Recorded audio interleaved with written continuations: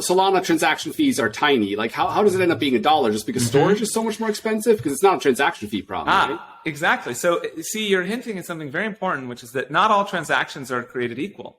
And so, in a blog post we wrote recently on deso.org/blog, it's called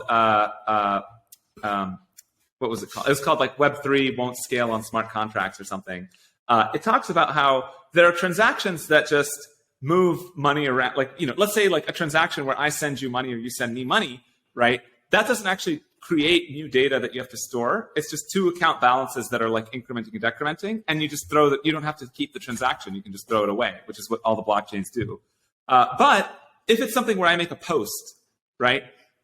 That's actually going to require me to store that post potentially forever, right? And so 50,000 DeFi transactions where we're just sending money back and forth might not actually result in new data that you have to store. Whereas 50,000 posts, it's like tens of megabytes that you have to store suddenly. And so what's interesting with these chains is everybody's talking about transactions per second when, it's just not the right way to think about it, right? It's really, we call them state neutral transactions where like you're not adding new state, you're not adding new storage versus state augmenting transactions where you actually like have to store more data.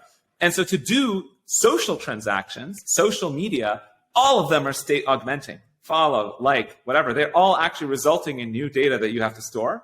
And that's what costs $1. So, if you try to do 50,000 social transactions on Solana, you'd break it. Like, it just wouldn't work. It would cost you millions of dollars. And if you actually spent that money to do it, you would break it.